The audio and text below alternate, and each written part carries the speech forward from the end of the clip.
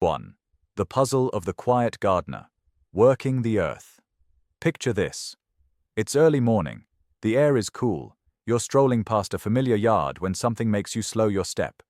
Two vegetable beds sit side by side. Same sunlight, same soil, same planting date. Two zucchini plants, same seed brand, same watering schedule. Yet one is towering, lush, and bursting with thick stems and glossy leaves, already weighed down with blossoms and fruit. The other, only a few feet away, looks weak, pale leaves, thin growth, barely clinging to life. You stop and stare. You ask yourself the questions every gardener asks in moments like this. Is the soil different? Did someone add a secret fertilizer? Or did luck simply choose a favorite? Then you notice the gardener. Older. Calm. Unhurried. Not rushing around with hoses, bottles, or gadgets. Just quietly tending, smiling, as if the result was expected all along.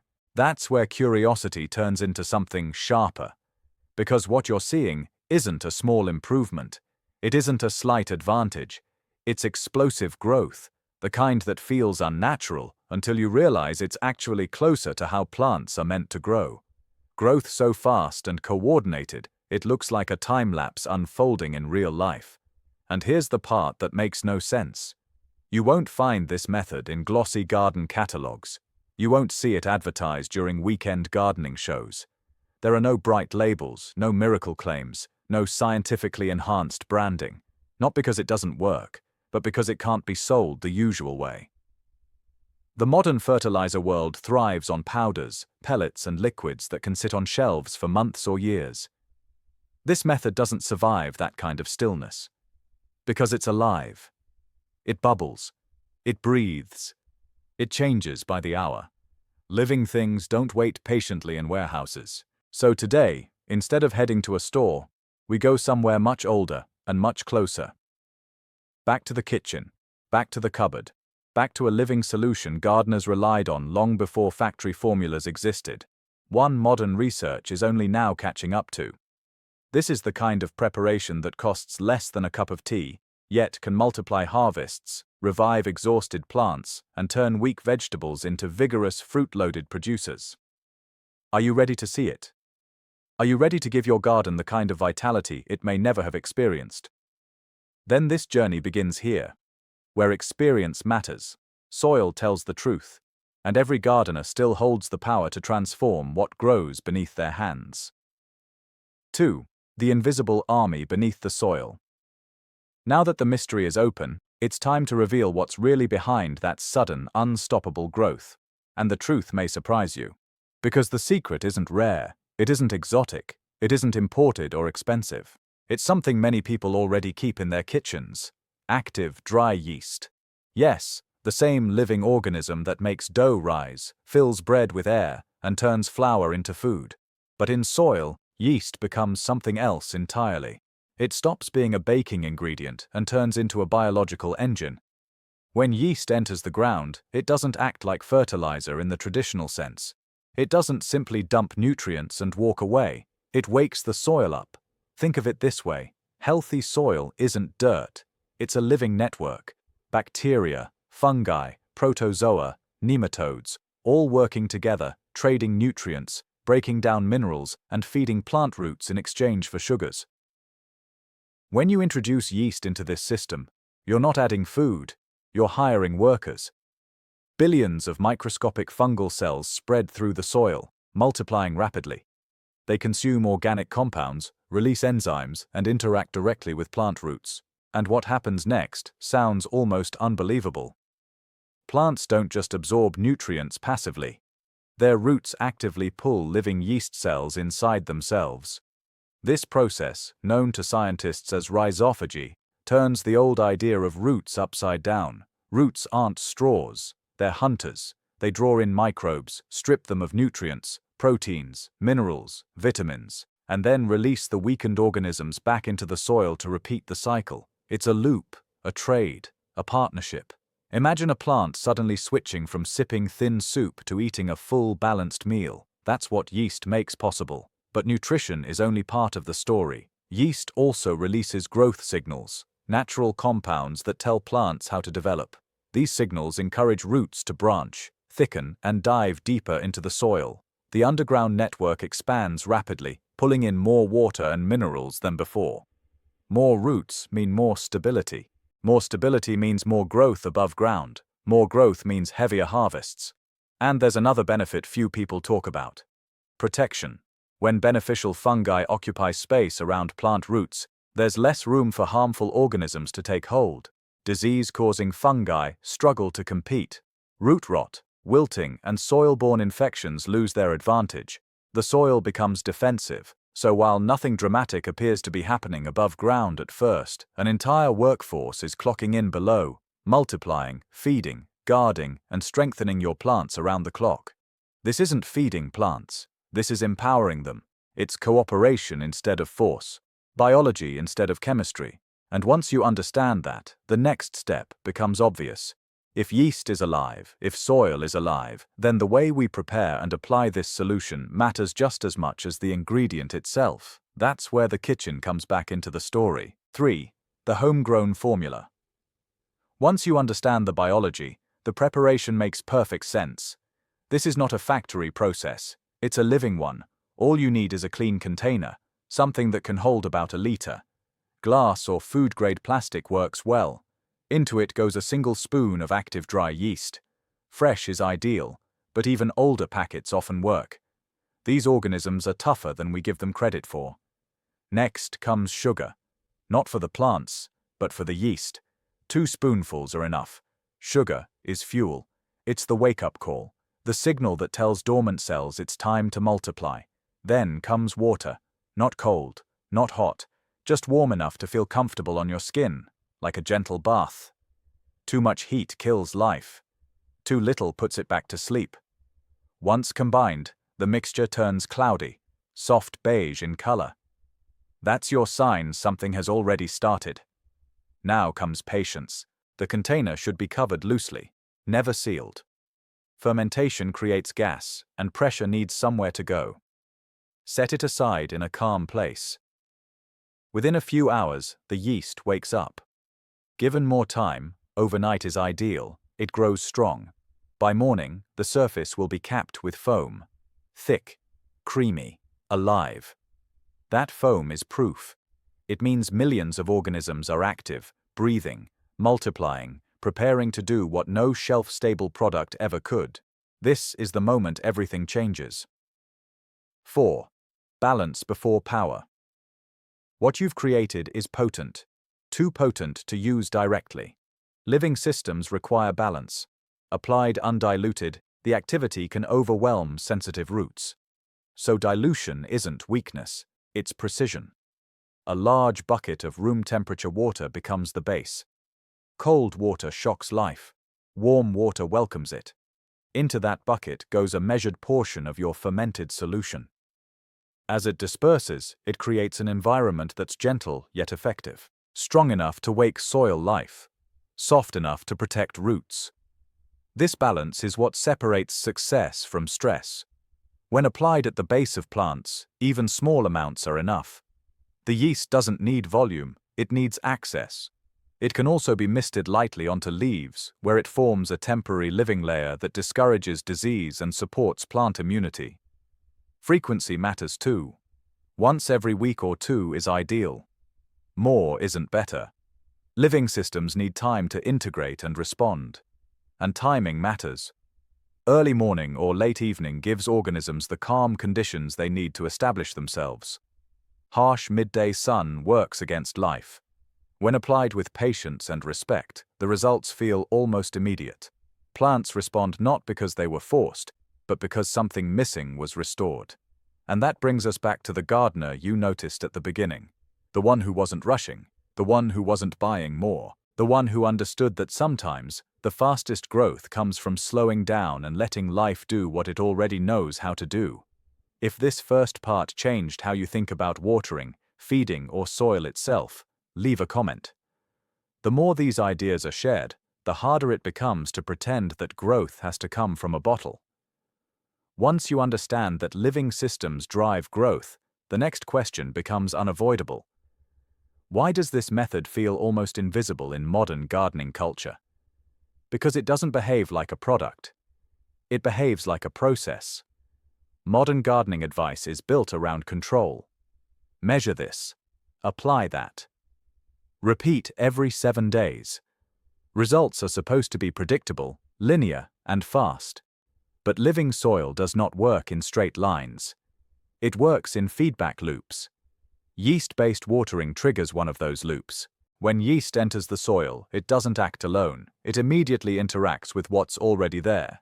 Native bacteria recognize it as food and competition. Fungal networks sense opportunity. Protozoa follow the activity. Within hours, the soil shifts from quiet to busy. This surge of life changes how nutrients move. Minerals that were present but unavailable begin cycling. Organic matter breaks down faster, not through decay but through digestion. Nitrogen becomes more usable. Phosphorus loosens its grip on soil particles. Micronutrients that plants struggle to access suddenly appear at root surfaces. Nothing new was added. Barriers were removed. This is why gardeners often describe the effect as instant. Not because plants grew overnight, but because they stopped being restricted. One of the first visible changes is leaf behavior. Leaves become more upright, color deepens, new growth thickens rather than stretching thin. This is a sign of balanced nutrition, not excess nitrogen. Stems follow next. They harden. They support weight instead of collapsing under it. Flowers form more consistently. Fruit sets improve. These changes don't happen because yeast feeds plants directly. They happen because yeast feeds the system that feeds plants. Roots play a central role here. As yeast populations increase, roots respond by branching aggressively. Fine root hairs multiply. The root zone expands outward and downward, increasing the plant's reach without increasing stress. This is critical. Plants that rely on surface feeding are fragile. They dry out quickly. They depend on frequent watering. Plants with deep, branched roots behave differently. They access stable moisture. They regulate themselves. This is why gardens using this method often need less water over time. Water efficiency isn't created by additives, it's created by architecture. And architecture begins underground. Another overlooked effect is how yeast influences plant signaling. Plants constantly communicate internally using chemical messengers. These signals regulate growth speed, leaf size, root depth, and flowering timing. When a plant is stressed, those signals shift toward survival. Growth slows. Energy is conserved. Yeast changes that signal environment. Compounds released by yeast act as growth cues. They tell plants conditions are favorable, safe, stable, worth investing energy. As a result, plants move out of survival mode and into production mode. This is why harvests increase without pushing plants into weakness. Growth is coordinated, not forced. But here's the part that makes this method quietly uncomfortable for commercial systems. The effect compounds. Each application doesn't just produce a result. It improves the soil's ability to respond next time. Microbial diversity increases. Organic matter cycles more efficiently. Root channels remain open after harvest. The soil remembers. Most commercial fertilizers don't want soil to remember. They want it to depend. That dependency model is subtle. Nutrients are supplied in isolation. Soil biology declines slowly. Plants grow, but the system weakens. Next season requires more input to achieve the same result. With yeast-based watering, the opposite happens. Inputs decrease over time. Soil capacity increases. Results stabilize instead of escalating. From a business perspective, that's a dead end. From a gardener's perspective, it's freedom. What they lacked was the concept of dosage. Plants, as it turns out, don't respond to electricity the way machines do. They don't want more power. They want the right signal. Too little electrical influence, and nothing changes. Too much, and the plant shuts down, overwhelmed. There is a narrow window, a biological just right, where electricity acts not as stress, but as communication. The Victorians didn't know this, so results varied wildly, and without consistency, enthusiasm faded. By the end of the 19th century, electric gardening was remembered as a curious experiment, interesting, but unreliable. Then something else happened. Agriculture changed direction. The 20th century brought chemistry. Synthetic fertilizers delivered fast, predictable results. Seed coatings protected crops from pests, at a cost unseen at first. These solutions scaled easily. They could be manufactured, packaged, sold, and repeated. Electric seed stimulation could not. It was subtle, local, hard to standardize, impossible to patent, and so, quietly, it slipped out of textbooks, out of extension services, out of gardening culture, not because it failed, but because it didn't fit. Yet the science never vanished. Modern plant biology now confirms what Knowlett observed centuries ago. Seeds are not passive. They are sensitive sensors. Their membranes respond to electrical gradients. Ion movement across seed coats affects how quickly water enters. Electrical cues influence enzyme activation inside the seed. In simple terms, a gentle electrical environment tells a seed, something is happening here. Life responds to activity. This is why electrified seeds don't just sprout faster. They often sprout stronger. Early development sets the tone for everything that follows. Root architecture, stem thickness, stress tolerance. A better start echoes through the plant's entire life. And this brings us to the uncomfortable question. If this works, if it's been observed, repeated, and explained, why does it feel banned? Because no one needed to ban it. It simply didn't generate dependency. You can't build an industry around a damp paper towel, a piece of copper, and a nail. You can't control physics. You can't lock electricity behind a patent. So the idea faded, not through suppression, but through neglect. Which brings us to where we are now. A time when gardeners are questioning chemicals, questioning coatings, questioning systems that promise speed but quietly erode soil, insects, and resilience. And rediscovering that sometimes the most powerful tools are the gentlest ones. In the next part, we'll step fully into the science itself, what actually happens inside a seed when it encounters a tiny electrical signal, and how to recreate the exact conditions that make this work consistently. If this chapter helped you see history and seeds a little differently, leave a comment and share your thoughts. Curiosity is how lost knowledge finds its way home. By the time the 19th century reached its midpoint, electricity was no longer just a scientific curiosity. It was a cultural force. Factories pulsed with steam-powered motion. Telegraph lines stitched cities together with invisible threads. The world felt faster, louder, more connected than ever before.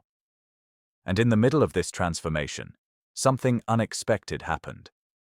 Gardeners began to experiment again. Not because universities told them to, not because companies promoted it, but because results were being whispered about. Victorian Britain became the unlikely stage for what newspapers of the time called electric vegetation. Gardens, once quiet places of routine, turned into testing grounds for a bold idea that plants could sense energy itself. Wires appeared over vegetable beds like delicate spiderwebs. Copper strands stretched from post to post above rows of cabbages, wheat, and potatoes. Some gardeners suspended metal frames above their plots, hoping to draw electricity from the air.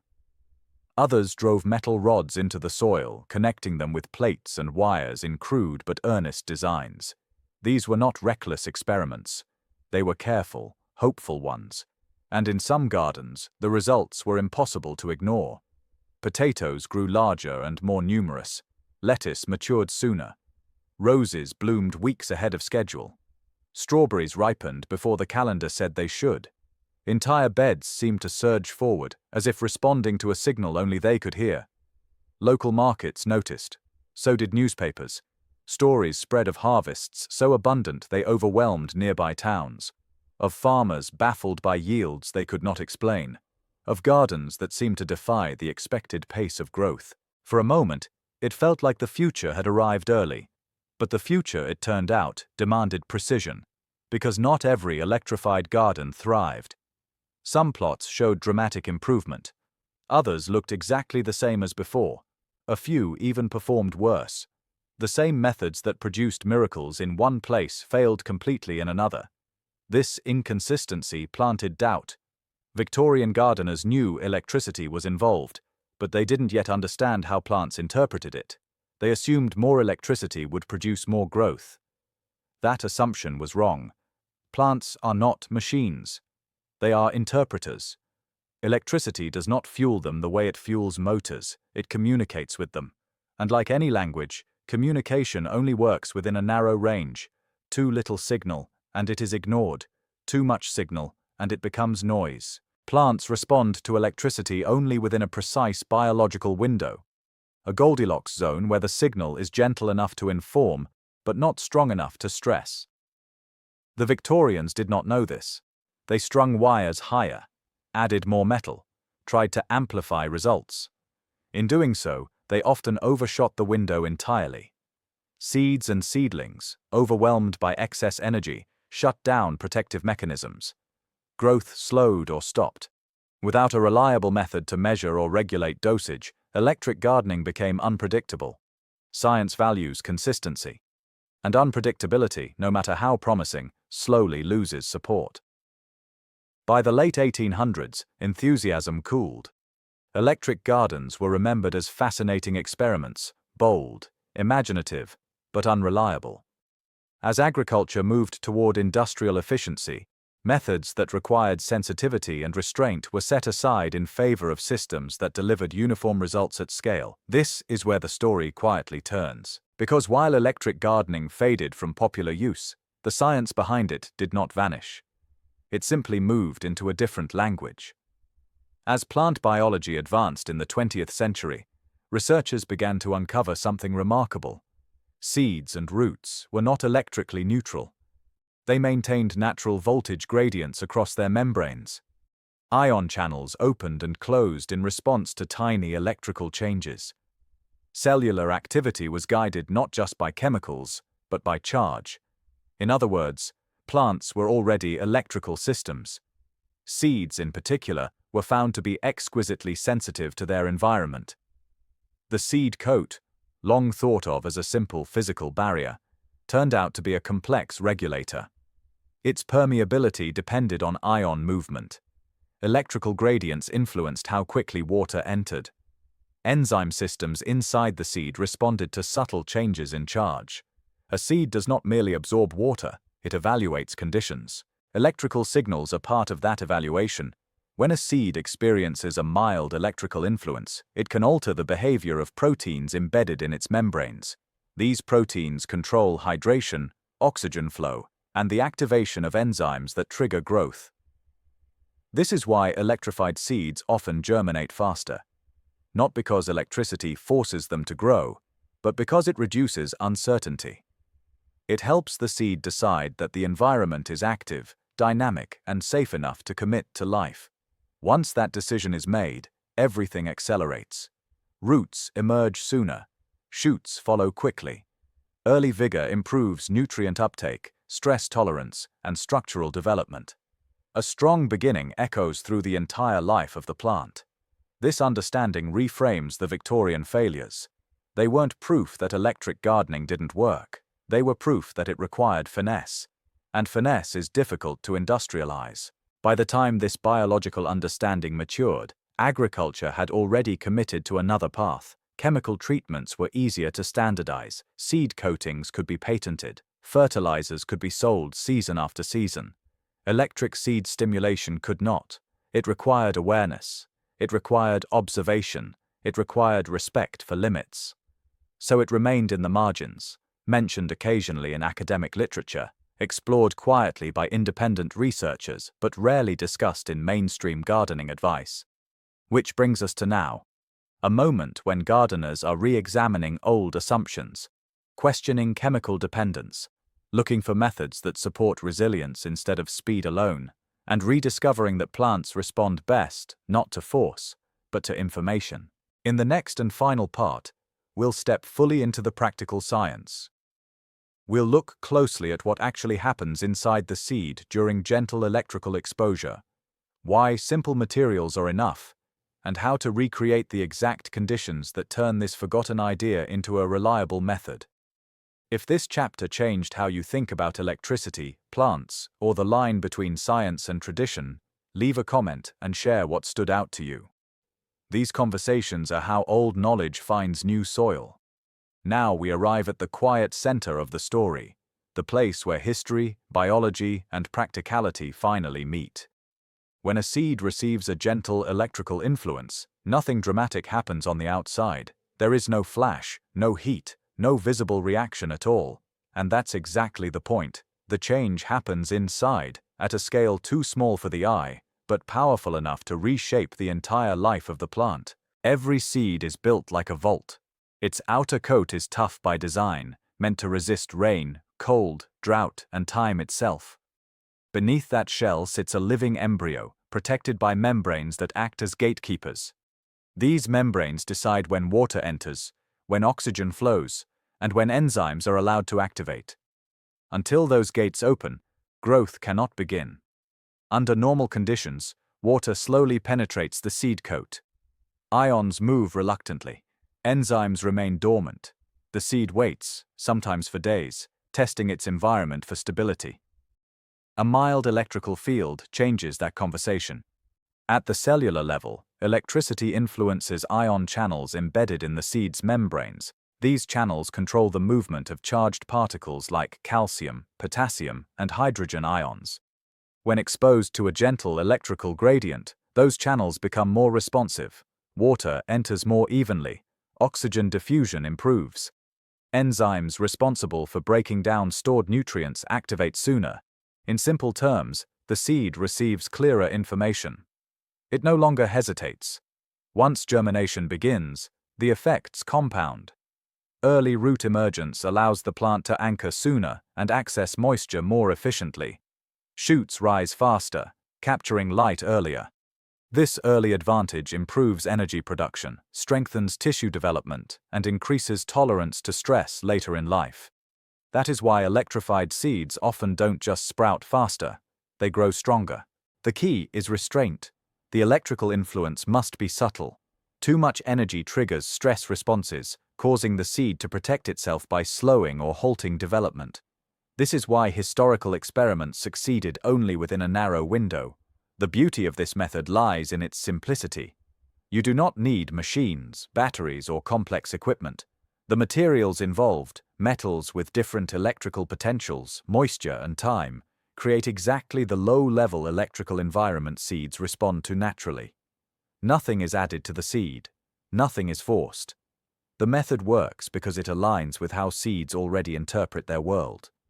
This is also why it cannot be easily commercialized. It depends on understanding, not consumption. Once learned, it belongs entirely to the gardener. And that brings us full circle. What feels banned was never forbidden. It was simply incompatible with systems built on ownership and repetition. Physics cannot be patented. Curiosity cannot be controlled. Yet the seeds still respond the same way they always have. If this journey changed how you think about seeds, growth, or the hidden signals plants listen for, leave a comment and share your thoughts. Knowledge, like life, grows strongest when it is passed gently, freely, and with care. Thank you for watching this video.